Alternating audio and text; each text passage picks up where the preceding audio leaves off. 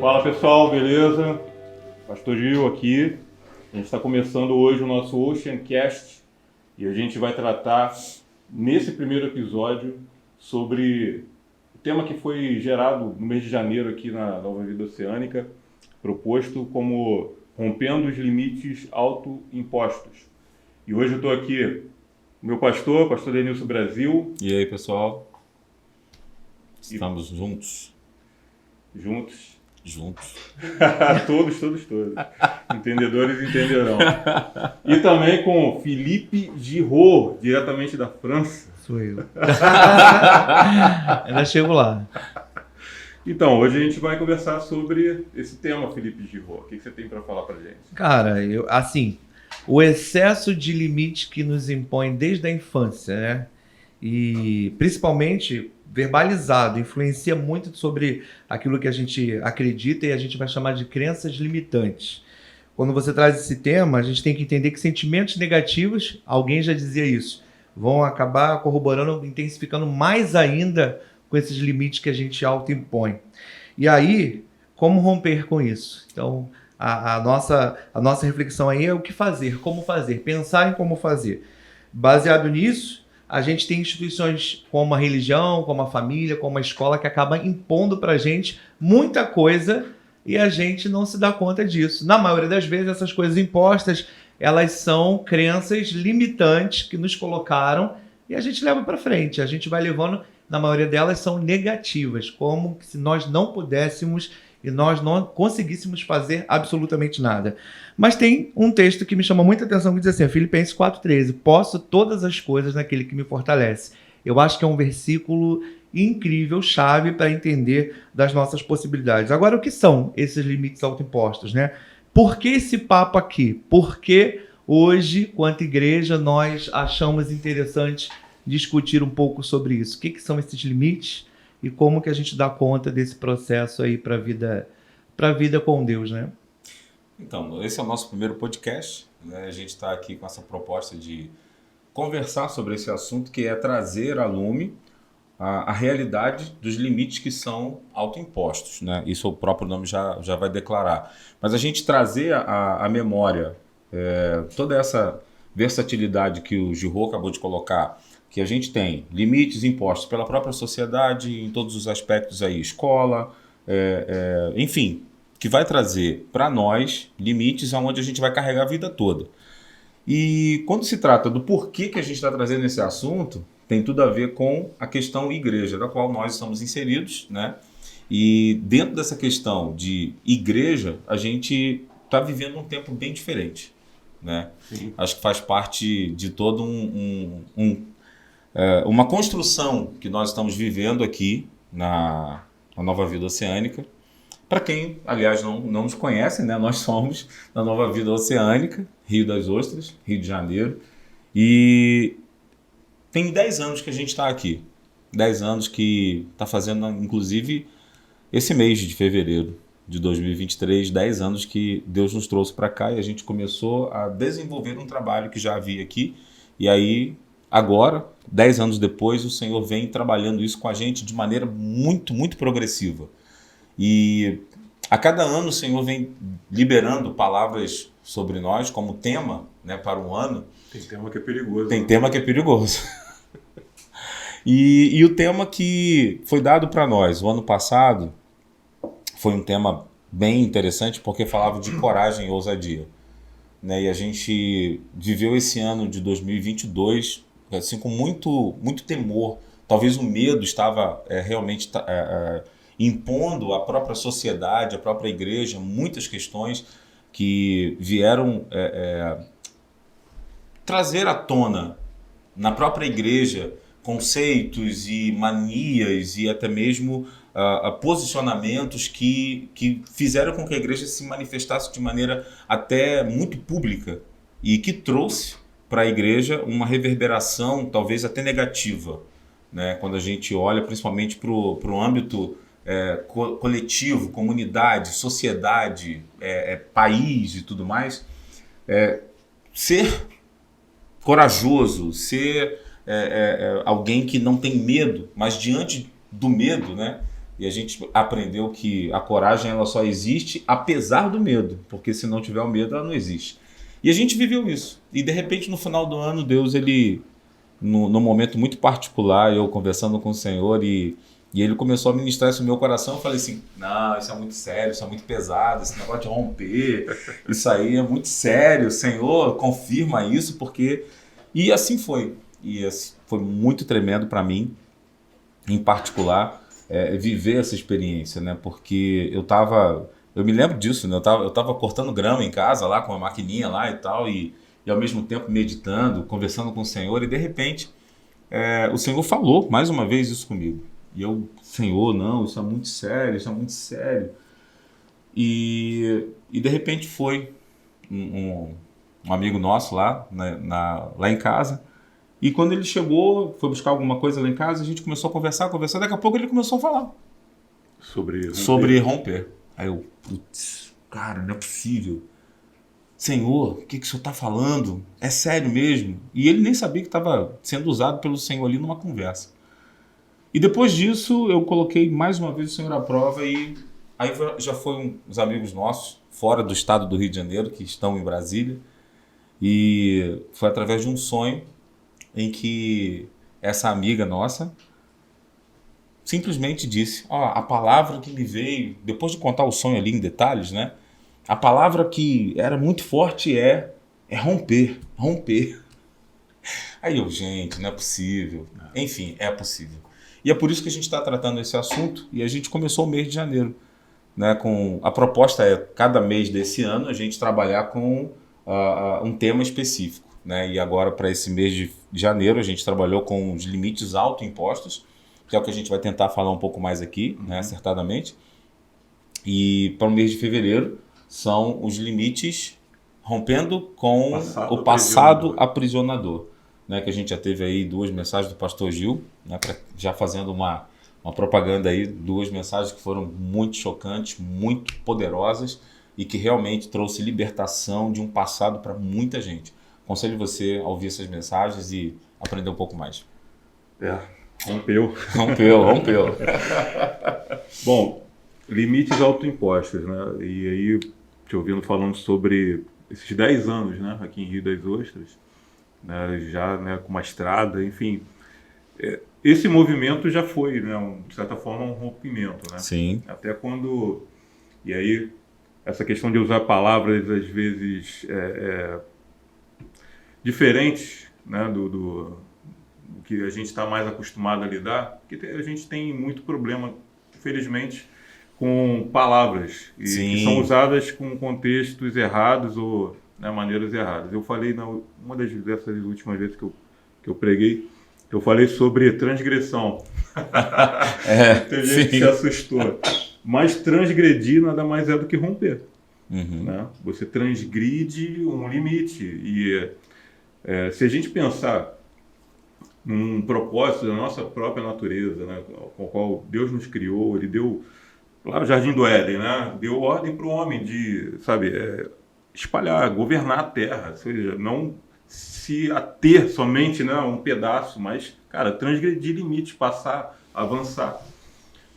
Isso já está intrínseco na gente. Né? E aí, 10 anos depois...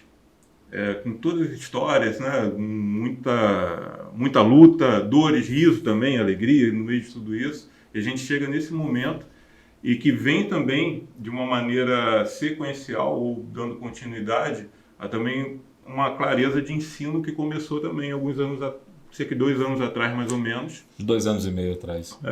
Sobre especialmente a missão apostólica da igreja, o conceito de fato do que é eclésia, e aí tem o livro também, se eu falar rapidamente, porque eu acho que muito desse entendimento, desse direcionamento de Deus, ele veio também através dessa construção. Sim.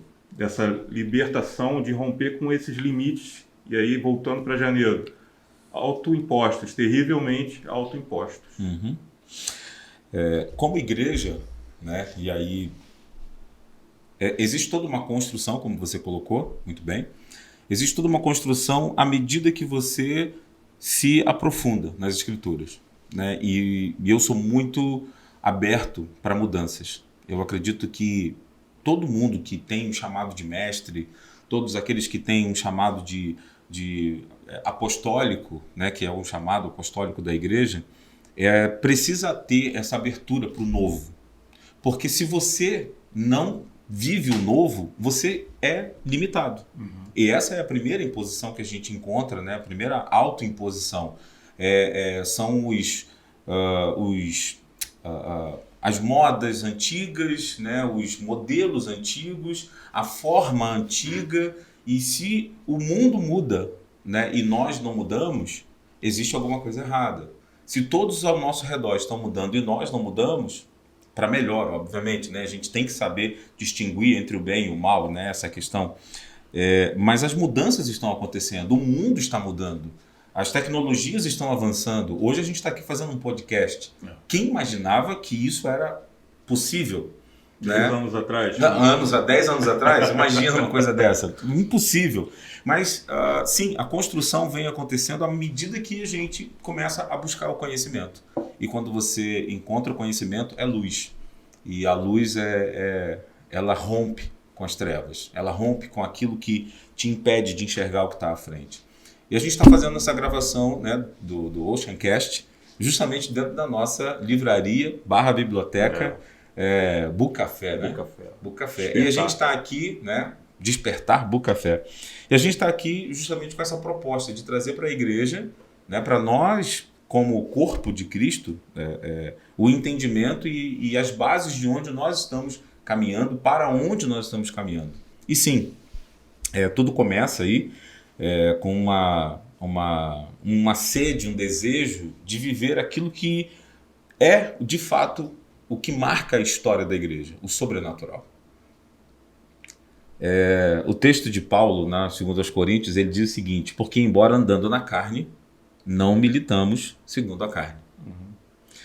Porque as armas da nossa milícia não são carnais e sim poderosas em Deus para destruir fortalezas, anulando nós sofismas e toda altivez que se levante contra o conhecimento de Deus e levando cativo todo pensamento à obediência de Cristo, e estando prontos para punir toda desobediência uma vez completa a vossa submissão.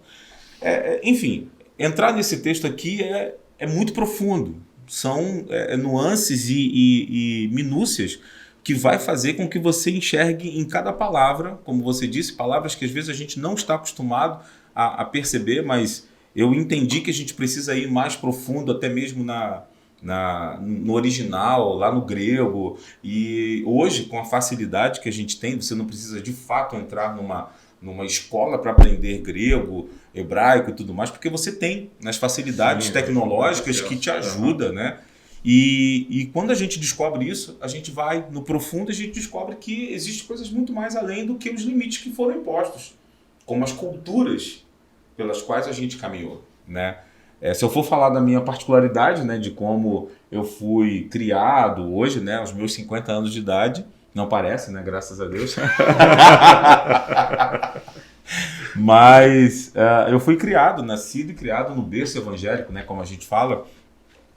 Nunca me desviei, nunca saí da comunhão da igreja, mas de fato eu só fui me tornar cristão depois de eu conhecer a minha esposa, que foi a força motriz ali para a mudança radical, para romper com a religiosidade pela qual eu vivia. Porque eu nasci num berço religioso. Essa é a verdade. Cara, vocês estão comentando aqui num aspecto muito interessante, porque limite autoimposto, a gente vai pensar numa sociedade geral, para fora da igreja, né, para fora do exercício cristão e tal, mas é um assunto que é bom para todo mundo, né? Exatamente. E aí, eu só queria provocar aqui uma pergunta.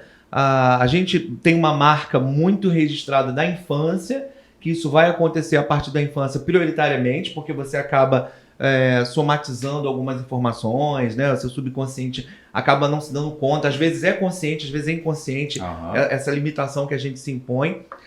Mas a igreja impõe em algum momento? Você traz um assunto chamado religiosidade, né?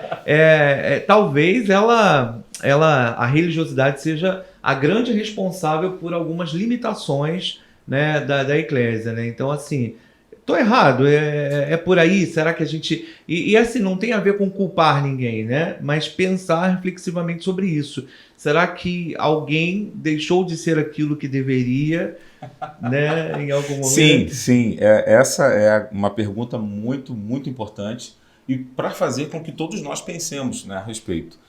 Como foi colocado, a gente é criado dentro de uma estrutura que nos impõe, sim. E falando de uma estrutura imposta, sim, eu fui obrigado a tomar algumas medidas na minha própria vida, da minha infância, adolescência, início da juventude, que foram impostas a mim, né, de forma religiosa. E essa religiosidade imposta foi prejudicial, né? O maior prejuízo que eu tenho até hoje na minha vida é não saber jogar bola. Ei, alguém já viveu isso? Algo parecido? Presta atenção no negócio desse. Ele é velho, mas eu vivi alguma coisa semelhante. Com certeza. Quem nunca, né? Quem nunca? Porque eu fui criado com limitações onde eu não podia jogar bola. Eu não podia brincar de jogar bola. Eu não podia andar de bermuda, eu não podia, enfim, andar sem camisa, eu não podia ir à praia, eu não podia ver televisão. É incrível, né? Eu tô falando de 50 anos, né? E meio século, mas é uma realidade. E sim, às vezes eu falo brincando, mas é sério, eu não sei jogar bola, cara. Você imaginou um negócio desse? Eu não consegui brincar. Você é testemunho. Você é testemunha, você sabe, né? De você não saber brincar de bola, né? Brincar, cara. Eu não sei brincar, não sei fazer um pepezinho, né? Que o pessoal brinca, né? Como é que é? Embaixadinha, né? Enfim. Altinha, né? É tanto nome, tá vendo? Pepezinho é da nossa época. Não, é da minha época. Eu sou uma geração Claro, assim, o comentário aqui gira em torno de agora jogar bola. Eu sei que você vai se aprofundar mais. Mas o que isso não resultou, né? O que o ato de não jogar bola relacionado a uma série de condições religiosas não resultou? Quais bolas a gente deixou de jogar? Exatamente, né? Por causa disso. Exatamente. E aí, desde que eu entrei nesse desejo, na fome de querer sair disso, né? Foi, como eu disse, a partir do meu encontro com a minha esposa, na época namorada, que eu comecei a ler a Bíblia, aquela coisa assim de querer conhecer o Senhor. Enfim, eu comecei a descobrir que existem muito mais além do que aquilo que me foi imposto. Eu tinha que romper. Então, eu posso dizer que a minha vida é um rompimento a cada ano. E eu vou dizer para você, tem momentos que eu paro e falo assim, já rompi, acabou, agora tô pronto. E aí, de repente, quando eu vou vendo mais um pouquinho à frente, cara, não foi dessa vez. Eu ainda tô preso, eu ainda tenho limites, eu preciso romper de novo, eu preciso romper mais. Então, voltando, né, que a gente estava falando lá desde o início, quando o pastor Gil comentou ali, de onde surgiu isso tudo, foi justamente, né, há cerca de 2 anos e meio, quase 3 anos, quando a gente recebeu um convite de ir a uma escola de profetas. Né? E quando a gente, cara, a gente tem que ir. Eu fiquei interessado no assunto porque eu vim de um limite, onde que um limite autoimposto, né? Porque a profecia era uma coisa terrível. Que a gente não. Eu e profeta acaba com esse negócio porque corre do profeta. Destrói a vida, né? Destrói, acaba com casamento, ou arruma casamento. Era cada loucura que a gente pensava sobre a profecia que eu falei assim, cara, como assim escola de profeta? Como assim? Existe uma escola de profeta para esse tempo? E aí sim, né, eu comecei a ler já os livros que chegaram antecipadamente, quando a gente fez a inscrição, já comecei a ficar logo, né, com a cabeça explodindo, né, com a mente transbordando. E quando a gente viveu esse momento lá, foi realmente muito revelador. Foi algo que quebrou muitas barreiras. Uma delas, grandíssima, foi a barreira que eu tinha com o Espírito Santo. É mesmo? Pastor, não dá pra acreditar. Eu acho que isso é meme, porque eu ouço isso já tem 2 anos, eu acho que isso é meme. Não é possível. Você saiu da presbiteriana há quanto tempo? Não, pior é que não. Eu fui criado num Não foi, não. Incrível, incrível. É incrível, realmente é incrível. E foi lá, nesse encontro que a gente teve, né, que foi uma conferência, não deixa de ser, mas era uma conferência de escola, com cunho escola, ou seja, vim aqui para aprender, né, sobre o que é profeta, o que é profecia. Cara, foi um intensivão de 5 dias, né? 6 dias. Segunda, terça, quarta, quinta, sexta e sábado. 6 dias. Rapaz, que semana foi aquela? Que transformação. Mas a maior delas, como eu disse para vocês, foi essa quebra que eu tive, né, com o impedimento que foi me imposto por mim mesmo, por uma experiência que eu tive com a minha mãe. Né? Enfim, é todo uma construção aqui então que demoraria. a infância aparecendo aí. A infância, né? exatamente. A infância, na infância, eu desenvolvi vamos dizer assim, um impedimento com a minha mãe. E com a minha mãe, por quê? Porque houve uma situação na escola onde ela não me defendeu, ela não foi na escola me proteger, vamos dizer assim, por conta de uma injustiça que estava sendo cometida comigo. Né? Eu fui uma criança meio que, a gente dizia, né, autodidata ou superdotado, um gênio, né? Enfim. Isso não era comum não, antigamente, reconhecer isso, a gente acha engraçado hoje, mas com certeza havia um sofrimento em cima dessa situação. Né? E eu com, você imagina, né, eu com 7 anos de idade já sabia ler, escrever e fazer as operações da matemática e tudo mais. E, na verdade, com 6 anos. E com 7 anos eu fui para a escola. Só que na escola não tinha, não havia vaga para primeira nem segunda série. Não tinha alfa, nem primeira nem segunda série. Eu já fui jogado para a terceira série. Gente, a gente vai decifrar isso na descrição do vídeo, tá? Eu sei que vocês não sabem bulhufas de qual é a divisão em série que ele está comentando aqui, mas tudo bem. É o que seria hoje a quarta série primária, o quarto ano, né, do ensino fundamental. Do ensino fundamental, exatamente. E aí, quer dizer, imagina com 7 anos ir para quarto ano do ensino fundamental. Tá fora da época, totalmente fora. E houve ali uma série de situações que me ocorreram por conta de uma professora que, acertadamente, ela disse, olha, ele não pode estar nessa série com a idade que ele tem, isso vai prejudicar. Há uma defasagem. Uma defasagem. Só que o método que ela utilizou foi errado, entende? Ela, de alguma forma, burlava as minhas notas e mudava as minhas notas e eu sabia, porque eu era inteligente demais, tipo assim, eu sabia que não foi eu que fiz aquilo, não foi eu que errei, não foi eu que fiz isso, não era a minha letra. Então ao invés de te promover, ela reteve. Ela me reteve. E aí, com isso, o que acontece? Eu dizia para minha mãe, eu contava para ela, mãe, não fui eu, isso aqui tá errado, não se preocupa não, não se preocupa não, não se preocupa não. Minha mãe nunca levou a sério isso, sabe? E no final das contas... Se preocupa não é uma música, hein? Não se preocupa não é música? Não sabia. Então, avança, vai. No final... Ouvindo, cara. Não faz parte do meu... Deixa isso quieto. Não faz parte da minha setlist. Tá certo, vai.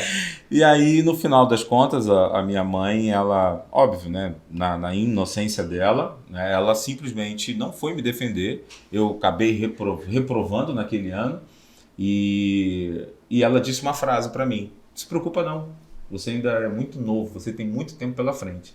E isso foi o limite. Me autolimitei por causa dessa frase da minha mãe. E aí, o que acontece? Eu só vinha descobrir isso quando eu cheguei no ensino médio. Que eu comecei a estudar e assim, me tornei um mau aluno e eu achava que não tinha nada a ver com a minha mãe. Só que havia, né? Depois eu recuperei, voltei a estudar, voltei a ler muito, gosto muito disso. Mas o que aconteceu? Quando voltando à questão de 2 anos e meio atrás, lá houve um momento em que havia liberação e ministração, né, das palestras. Havia palestra, depois da palestra uma ministração. E aí, nessa palestra, na ministração, perdão, o pastor, muito novo, rapaz até, deve ter os seus 30, 32, 33 anos por aí, ele começou a ministrar e estava um momento muito, muito gostoso, muito tremendo. Mas eu ali estava com o Senhor sozinho, tipo, Senhor, tá todo mundo aqui recebendo palavra profética, todo mundo aqui sentindo tua presença, e eu tô vendo um monte de gente profetizando e recebendo profecias, mas, Senhor, tem alguma coisa errada, ninguém chega perto de mim. E eu falei, eu também não quero que ninguém chegue perto de mim. Colocou o limite, né? Eu quero que o Senhor fale comigo, eu quero que o Senhor ministre para mim. Aquela coisa, né, de cheio de dedo, não quero e tal. E de repente, o pastor do altar, ele pediu para que todos parassem e ele começou a fazer o que é uma coisa que a gente também está aprendendo aqui, ó. Sozo. Deus me levou a fazer um momento de sozo aqui com vocês. Aí eu já entendi mais ou menos o que era o sozo por estudar, mas não por viver Praticar, isso, né? na prática, né? E aí eu falei, cara, sozo? Agora? Como assim? Né? O que é isso? E ele começou a descrever a experiência dele como pastor, que ele teve, e à medida que ele foi falando, ele foi relacionando a pessoa dentro do sozo, algumas perguntas que são feitas, e ele começou a fazer a pergunta tipo, a pessoa que estava fazendo o sozo com ele, né? Que era uma pessoa até da Bethel Church, lá dos Estados Unidos, Califórnia, Redding, né? Redding, Califórnia. E essa pastora, né, estava perguntando para ele, aqui nessa sala, onde está Deus? Aí ele falou assim, Deus está muito distante. Aí perguntou onde está o Espírito Santo. O Espírito Santo, e ele começou a descrever. Ele disse, o Espírito Santo é como minha mãe, é a pessoa que eu... É como o Felipe aqui. Só a voz. Brincadeira, vamos lá. Ele é mais gentil. É mais gentil. Não, sem dúvida, né? Por favor. É como minha mãe, a quem eu conto minhas experiências. Isso é seu relato? Não, relato, sua análise lá. Não, relato do Dele. pastor lá. Pastor, do pastor. Okay. E aonde está Jesus? Jesus é meu irmão, Jesus está aqui do meu lado, está aqui comigo, o Espírito Santo está aqui dentro de mim, é a pessoa com quem eu me confesso e tal. E quando ele começou a falar isso, ele relacionou a distância entre Deus na sala, porque a pessoa perguntou a ele, você tem algum problema com seu pai? Uhum. E aí ele falou, quando eu tinha 8 anos de idade, meu pai tentou agredir a minha mãe, eu entrei na frente do meu pai para defender a minha mãe, e aí ele falou que foi isso, era esse o problema que ele havia tido bloqueio, em né? relação à paternidade de Deus, e aí ele trabalhou isso. E quando ele está falando isso, o Espírito Santo me trouxe a revelação de que, quando ele disse que o Espírito Santo era semelhante à mãe dele, eu entendi. O Espírito Santo é realmente semelhante à mãe, e eu tinha um problema com a minha mãe. Acho que quem faz essa comparação muito legal também, a cabana. Exato. A gente tem esse livro aí também. Tá por aí. Tá por aí. Na biblioteca. E aí, rapaz, olha que louco. Aí eu entendi. E nesse momento, eu falei assim, Senhor, a minha mãe já falecida, né? Já tá com o Senhor. E aí meu Deus, e agora? Como é que eu resolvo isso? Eu comecei a orar e clamar e pedir ao Senhor, né, que naquele momento me desse essa oportunidade de quebrar isso. E olha, foi lindo. De repente, meus olhos se abriram, eu tive uma visão. E aí, nessa visão, eu enxerguei um rinoceronte. Um rinoceronte que, com aquele chifrão assim na frente, né? Ele me olhava como quem estava, ao mesmo tempo, tentando me intimidar e protegendo uma passagem. E eu comecei a repreender, porque eu entendi que ele estava ali como um guardião, alguma coisa assim, tentando me impedir de caminhar. E eu comecei a repreendê-lo, sai da minha frente, eu quero passar. E nisso o pastor já está lá ministrando, né, e falando, existe um caminho, você tem que andar por esse caminho. E eu estava enxergando isso, eu falei, uau! Era muito link conectado mesmo, sabe? A visão que eu estava tendo e a ministração que estava acontecendo. E de repente, aquele rinoceronte saiu da minha frente e eu passei. No que eu passei, eu já não estava mais num local, chão. Eu estava voando. Como numa simbiose com uma águia. Ao mesmo tempo, eu era a águia e ao mesmo tempo eu estava sobre a águia. Uma coisa muito sinistra. Porque eu olhava para os lados, eu não via meus braços, eu via as asas. Mas eu olhava para frente, eu via a cabeça da águia e eu estava por cima dela. E ali eu comecei a entender que eu estava voando. né? E uma das coisas até que foi ministrada justamente no dia seguinte foi as representações do Espírito Santo. E uma delas é a águia. E aí eu estava voando sobre o Espírito, nas asas do Espírito, voando com o Espírito sobre as nuvens. E o Senhor me levou a um lugar muito alto, voando. E de repente a águia, né, veio como que para pousar. E quando ela foi pousar, já era uma outra pastora que estava ministrando. E aí ela disse: agora não é uma porta fechada, não é uma porta aberta, é uma porta fechada. E você tem que abrir essa porta. Cara, eu vi literalmente a porta na minha frente. E era uma porta pela qual eu tinha que abrir e entrar. Cara, foi muito tremendo. Então, Aquilo me abriu, me fez romper, literalmente, esse bloqueio que eu tinha com o Espírito Santo. Porque apesar de ser pastor na época de 15 anos, pastor, ministro desde os meus 17, 16 anos de idade, que eu já ministrava, já pregava nas igrejas e saía, enfim, eu não tinha relacionamento com o Espírito Santo. como é que foi encarar isso de uma maneira... Não foi fácil. Relacionamento. Não foi fácil. Porque você reconhecer que você é apenas um conhecido é diferente de você ter a amizade. E você perceber que o Espírito Santo, ele tem que ser íntimo teu. Você tem que ter relacionamento com ele, porque é o texto que eu li com vocês aqui. Embora andando na carne, não militamos segundo a carne. Porque no final das contas, a religiosidade fez com que nós entendêssemos igreja como algo muito natural, como algo muito comum, como algo muito clube. E aí, junto com isso, né, a gente começa a orar, começa a buscar, e veio o profético. Bom, gente, aqui, ó, esse aqui é o livro, né, que quebra bastante. Já é o terceiro. Já é o terceiro. Aí, junto com esse livro, veio esse também. Quarto livro. Que é o Ministério Profético, treinamento básico do Ministério Profético. E aí, a gente começou a desenvolver isso, né, de certa forma, buscando entender isso e ouvindo mais sobre isso. E, de repente, eu estava ouvindo o Bill Johnson, né, numa mensagem que ele estava pregando, e o Bill Johnson, ele fez menção de um livro. Ele fez menção do livro Eclésia. Ele falou assim, existe um livro que todo líder da atualidade precisa ler. Esse livro é imprescindível para todos os líderes. E é importante que você compre esse livro, leia esse livro e ministre esse livro.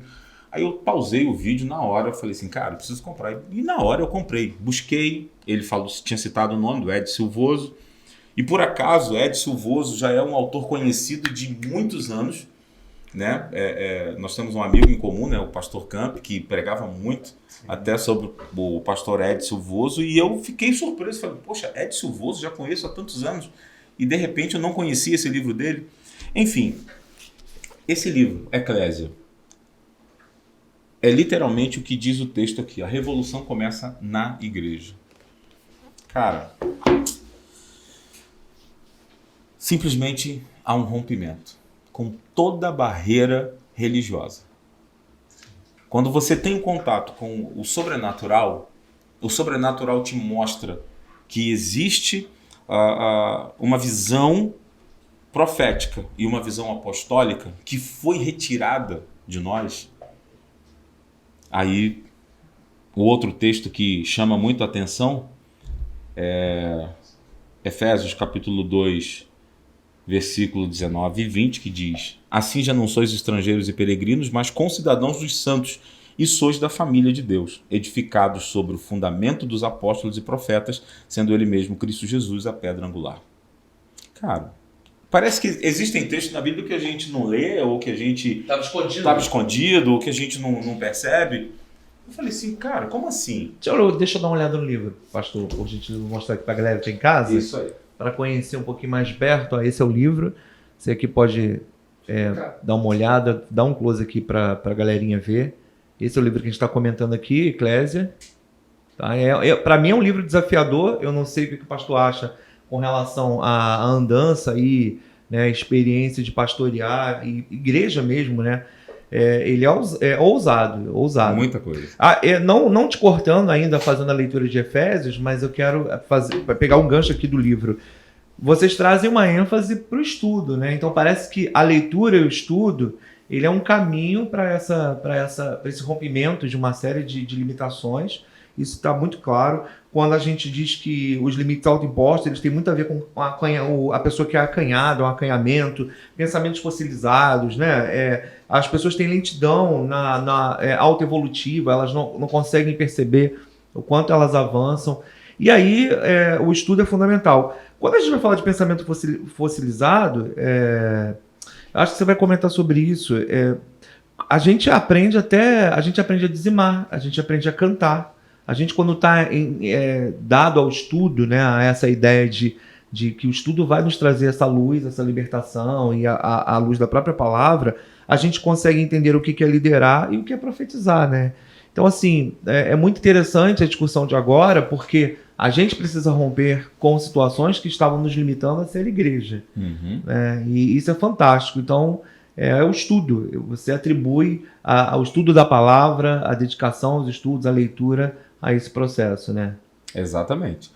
Até mesmo porque o próprio Senhor diz, né? O meu povo perece, citando o profeta, o meu povo perece por falta do conhecimento. O conhecimento é a ferramenta, vamos chamar assim, para romper. Sim. Se você precisa quebrar alguma porta para entrar, você está sem a chave, você precisa de uma ferramenta. E o conhecimento é essa ferramenta. Eu ainda vou um pouco assim, além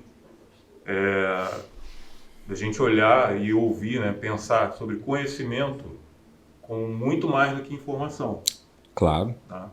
Porque uma informação, cara, se você lê a Bíblia, né, toda, né, conforme, beleza, vários planos de leitura e tranquilo fazer, muito bom. Mas a título de informação, né, de você saber o que está escrito. Agora, de você conhecer, e aí, o que eu conhecer? Ela propõe um relacionamento. Né? A gente está falando aqui sobre alguns aspectos de religiosidade. Sim. Né? E, pelo que você falou, assim, muito disso vem, né, desde a sua infância e que foi ganhando cada vez mais força a ponto de você mesmo abraçar esses limites e firmar com eles durante muitos anos, né? Uhum. Mas existe aí algo como um fundamento de tudo isso que eu acredito que é como relações que não foram vividas propriamente, por vários fatores. Você falou sobre não poder jogar bola, né? Cara, jogar bola, além da diversão, pensa, você está, cara, criando relacionamento com outras pessoas. Verdade. Eu não sei, porque eu também não jogo bola, então ainda vou descobrir isso.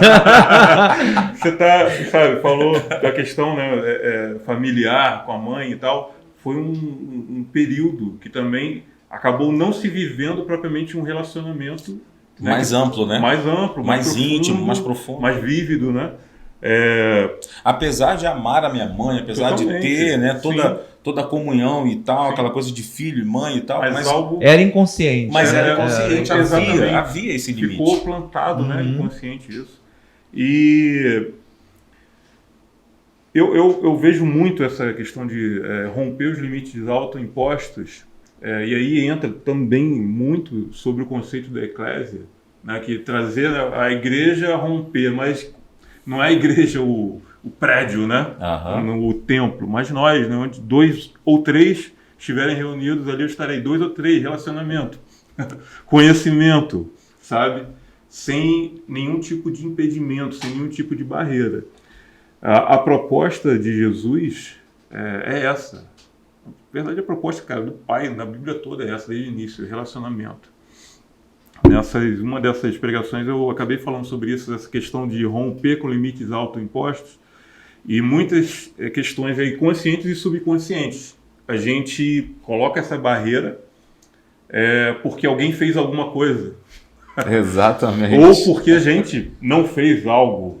Né? E aí a gente vai levando uma vida... Porque a gente não correspondeu, né? Não correspondeu, ou a pessoa não correspondeu, mas o quê? Porque foi feito alguma coisa. Exatamente. E aí você constrói a tua vida, teu pensamento e o teu subconsciente, cara, assimila isso com muita força. Muita. Em cima de feitos.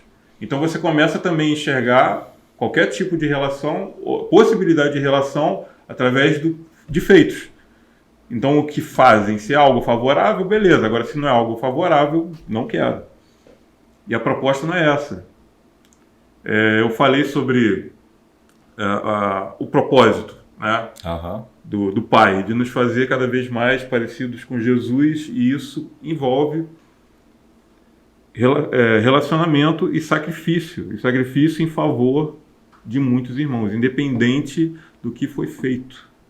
Né? Eu até citei o Paulo Borges, né, ele fala sobre o juízo não está mais sobre erros e acertos, o juízo de Deus está sobre relacionamentos não impostos, não vividos. E aí quando a gente dá de cara com isso assusta muito. E aí, para mim, é onde entra muito, totalmente, plenamente, cara, essa revelação toda e esse acesso todo que a gente tem experimentado.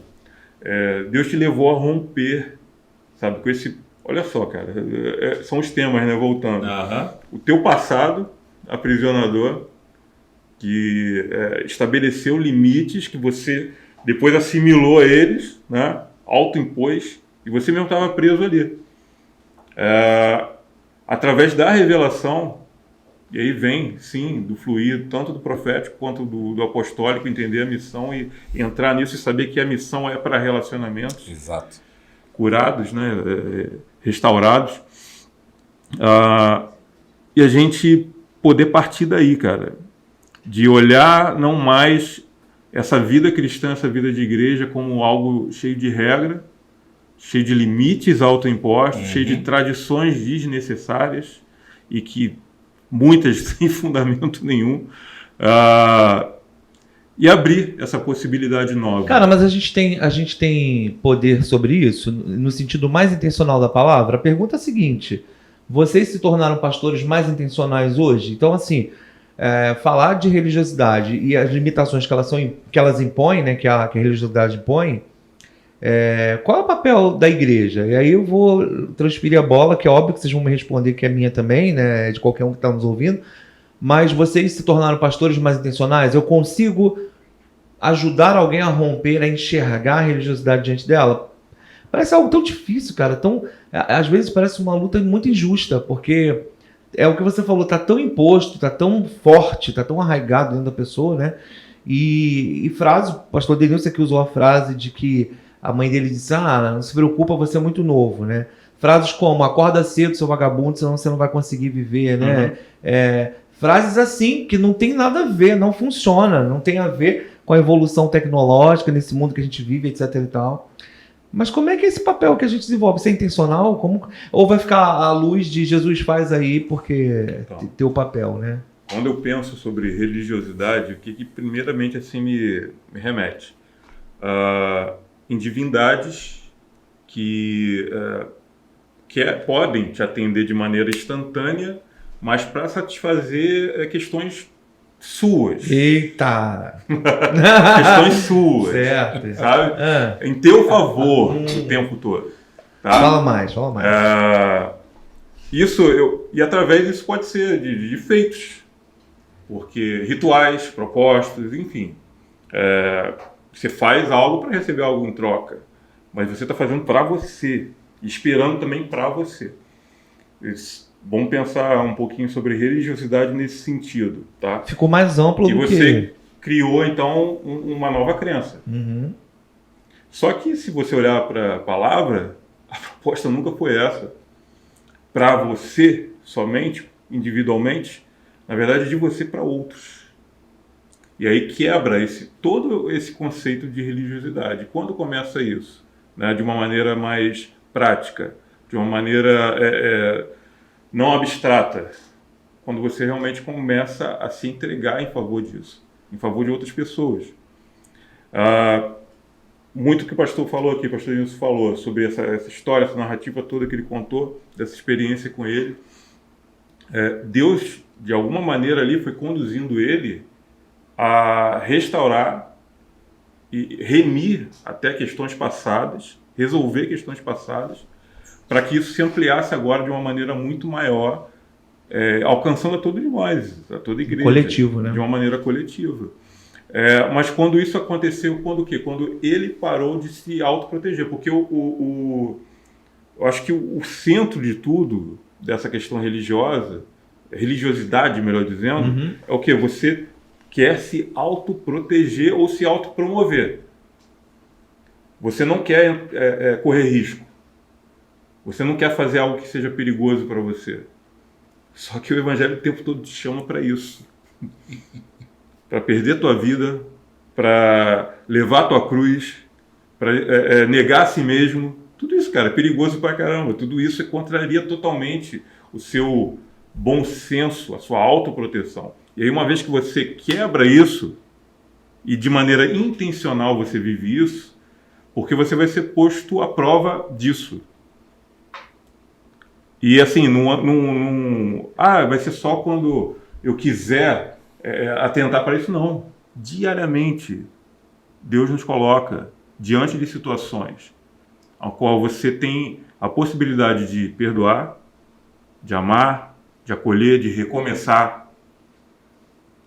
Essa é a prática, todos os dias. E quando a gente não tem isso, a gente vive se autoprotegendo, se autopreservando.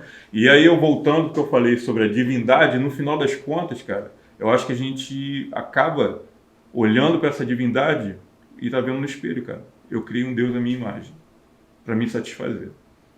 Eu acho que mais ou menos isso. Por isso precisamos ser intencionais, sim.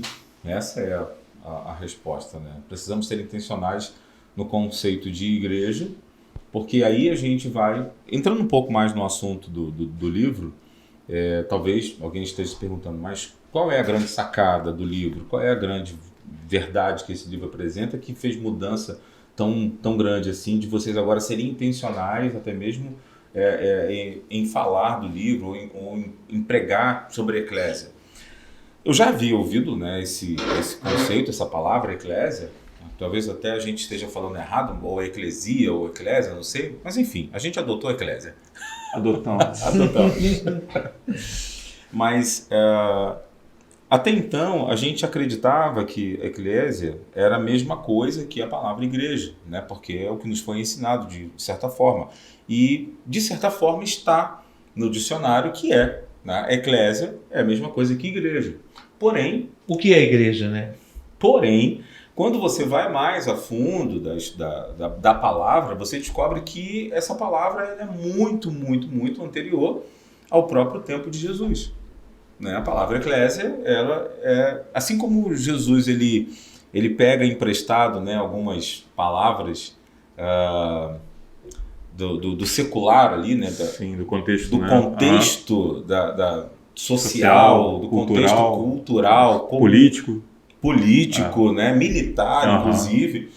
Aí você vai estudar um pouco história, e esse livro faz essa abordagem. Ele vai lá no passado, pega a palavra eclésia e coloca essa palavra no contexto dos dias de Jesus, quando Jesus de fato disse a palavra eclésia. Então, assim, para nós que foi traduzido, né, como a palavra eclésia é a mesma coisa que a palavra igreja, e aí traduz-se Mateus 18, né, onde fala...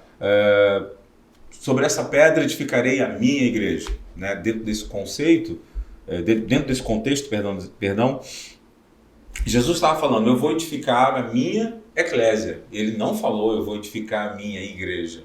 Então essa é a diferença. E aí você fala assim, pá, tudo bem, mas eclésia e igreja são a mesma coisa. Não naquele momento. Um trocadilho na tradução que deixa a frase completamente louca, né? Porque se vai edificar... Só pode ser uma coisa física, material, é muito confuso, né? E outra coisa, ele fala a minha. Se ele vai edificar algo que ele está criando ali agora, ele não iria dizer, eu vou criar, ele diria, eu vou criar uma estrutura chamada igreja. E não, eu vou criar a minha igreja. Então alguém já tinha. Eu vou criar a minha, é porque já havia outra. Já havia outra eclésia. Né? E aí é onde entra todo o contexto cultural, político, militar e tudo mais. E aí a gente vai ver, né? Sem fazer um spoiler do livro, mas mostrando que o livro vai... Não fala não, senão não compro não. Falar filme e falar livro Eu não quero mais. Não, mas ó, é apenas um pano de fundo. Pedacinho, É apenas né? um pano de fundo para você entender. É uma sinopse, para você entender o que é eclésia. Tá? Eclésia nada mais é do que uma construção grega de uma coisa chamada assembleia. Assembleia. E aí, o que é uma eclésia? Você pode entender como conselho também? Também. Mas dentro do conceito original, surgiu na Grécia Antiga. Tá? Ainda antes da Roma, né? Do greco-romano. E o que a gente entende por exemplo, o nosso país ele é regido por um sistema democrático, né? Democracia. E a democracia surge justamente na Grécia Antiga. E nesse conceito de democracia havia a eclésia, que era nada mais, nada menos do que a casa do povo. E aí você fala assim, poxa, então no conceito político, governamental, nós no Brasil somos democráticos, existe uma democracia. Dentro da democracia ainda existe a eclésia? Existe. Nós temos 27 eclésias no nosso país, estabelecidas. 27 eclésias estaduais e uma eclésia que nem sempre federal. A gente está lá, né? Não. Pois é. Só que, politicamente falando, elas existem. São as assembleias legislativas. E esse conceito de assembleia legislativa existe até hoje. Qual é o conceito? É a casa onde se faz a defesa do povo para uma construção de melhorias para aquele povo. Ou seja, o povo traz as causas, os problemas, as dificuldades por representantes. Esses representantes vão ali naquela assembleia levar aquela causa e criar leis. E estabelecer regras, estabelecer leis. Criar leis ou reformular leis, ampliar leis, mas a ideia é, eles estabelecem um governo, eles estabelecem uma estrutura de melhoria para a sociedade. De melhoria para a sociedade, para o povo. Para o povo. E não para um segmento, não. Para somente não, um grupo fechado. Um grupo fechado. Não. É para o povo, para toda a sociedade. E aí, quando você olha para esse conceito, aí o conceito ele se desenvolve, porque logo depois veio o greco-romano. O greco-romano já tem uma visão um pouco diferente. Aí entra a questão dos apóstolos, porque na visão do Alexandre o Grande, né, entra aí a visão apostólica. Alexandre o Grande tem uma visão do seguinte: eu vou querer pessoas comigo aqui, essas pessoas que estão comigo, elas vão ter que saber o que eu penso, elas vão ter que saber qual é o meu sonho, quais são as minhas expectativas, o que eu não gosto, o que eu odeio, o que eu não quero ver. E aí essas pessoas caminhavam com ele, andavam com ele, comiam com ele, sentavam à mesa com ele, participavam de todas as reuniões com ele. Então tudo que ele expressava, essas pessoas sabiam, conheciam. E essas pessoas eram enviadas para as cidades conquistadas para reconstruir a cidade conquistada. Porque as cidades, quando eram conquistadas, a maioria delas eram destruídas. E uma vez destruídas, elas precisavam ser reestruturadas. E aí o que ele fazia? Ele enviava uma dessas pessoas que estavam com ele. Quem eram essas pessoas? Eram os enviados. A palavra enviados no grego é apóstolo. Eita. Então Alexandre o Grande teve apóstolos. Alexandre o Grande foi quem criou os apóstolos. E aí o Alexandre o Grande envia os apóstolos junto com a comitiva de médico, comitiva de engenheiros, comitiva de arquitetos, comitiva de linguistas, comitiva de pessoas da área de cultura, da área de entretenimento, para que chegue nessa cidade destruída com um apóstolo e toda uma comitiva de pessoas que vão fazer intencionalmente uma nova reforma naquela cidade destruída. Que reforma? Eles vão mudar aquela cidade, mudar a cultura, mudar e transformar aquela cidade numa nova Roma. Pastor, tá chegando aqui pra gente, tá chegando nada, brincadeira. A gente... Mas uma mensagem, uma pergunta, não é ao vivo, mas seja um colaborador, participe. E breve você vai poder fazer sua pergunta. Mas chegou aqui pra gente uma pergunta. Pode até fazer a pergunta do podcast Pode, de hoje. Escreve lá, né? E a gente faz. Deixa escrito que a gente responde. Pode deixar escrito nos comentários. Mas a partir da temática, do desafio de romper os desafios aí das limitações autoimpostas e tudo mais, a pergunta é: tem percebido o resultado, tem acompanhado pessoas rompendo esses limites? Como é que você me diz aí? Meu Deus, como e como? A começar por nós, né? Eu digo por mim mesmo e vejo isso pela minha própria família, vejo isso por outros irmãos que estão conosco. É óbvio que nem todos, né? Gostaríamos que todos pudessem participar dessa transformação. Verdade. Mas ainda não todos, mas uma grande parte, graças a Deus, já conseguiu interpretar isso e ver essas mudanças acontecendo. E a gente luta para que isso seja uma realidade para toda a igreja. E não só para nós, igreja, mas para a sociedade. Porque a intenção é que, como eclésia, ou seja, e aí trazendo para o nosso conceito. O que é eclésia? Eclésia é uma assembleia legislativa. O que uma assembleia legislativa no conceito eclésia e igreja, onde Jesus diz, eu vou fazer a minha eclésia, é porque ele estava olhando para a eclésia de Roma. Havia uma eclésia de Roma, e é justamente isso que fala no livro. Haviam 3 instituições de estruturas que Jesus poderia ter dito, eu vou criar uma. Ele tinha a estrutura do templo, ele poderia ter dito, eu vou construir o meu templo. Ele tinha uma estrutura de sinagoga, que também era religiosa, que ele poderia dizer, eu vou construir a minha sinagoga, mas ele não disse. Ele disse uma outra instituição que também era dotada de autoridade. Qual? Eclésia, que era uma eclésia governamental. Então, quando Jesus diz, eu vou estruturar, eu vou edificar a minha eclésia, ele fala nesse conceito. E é por isso que os discípulos ficam meio que, peraí, ele está dizendo que a gente vai ser apóstolo, e apóstolo no conceito deles era um conceito militar, não era um conceito religioso. E é por isso que, logo de cara, no início, né, os discípulos não entenderam muito, até que Jesus vai para a cruz e depois, na descida do Espírito Santo, eles vão entender. E esse foi o incômodo político, né, da época. Exatamente. Né? Então Jesus não morreu porque ele era o Cordeiro de Deus. Sim, essa é a nossa visão espiritual do porquê da morte de Jesus. Mas olhando para o conceito natural, político, religioso da época, porque quem foi que matou Jesus? Foi a política e a religião. Sim. Se tornou uma ameaça. Ele se tornou uma ameaça para os dois. Porque ele estava construindo uma eclésia. Mas ele não parou de se mover. E aí é que está. Não. Para a cruz. E ele foi para a cruz. Então, é um assunto maravilhoso. Limites autoimpostos, eu acredito muito nisso, que partem desse princípio de se autopreservar quando é totalmente o contrário. Jesus se moveu, provocou literalmente situações também que o levaram para a cruz. Então, é isso que acontece com quem não tem a interpretação real do contexto do que é a igreja. Porque a maioria das pessoas, quando vem para a igreja, elas pensam numa autopreservação. Eu vou entregar minha vida para Jesus para não ir para o inferno. Eu vou me tornar um crente para melhorar a minha vida, para parar de beber, para parar de fumar, ou para parar de ser... Tô salvo. Para me salvar. E não é essa a realidade apenas, né? Existe algo a ser construído. Uma missão. Né? Existe uma missão. E a missão é a missão do reino, que é justamente a pregação de Jesus. É o que ele pregava, é o que ele ensinava, é o que ele mostrava aos discípulos, assim como apóstolo. Quando ele chama os discípulos de apóstolos, os caras entram num parafuso, tipo, cara, como assim? Porque eles eram as pessoas que comiam com ele, que sabiam da vontade dele, sabiam os desejos dele. E o que ele ensina?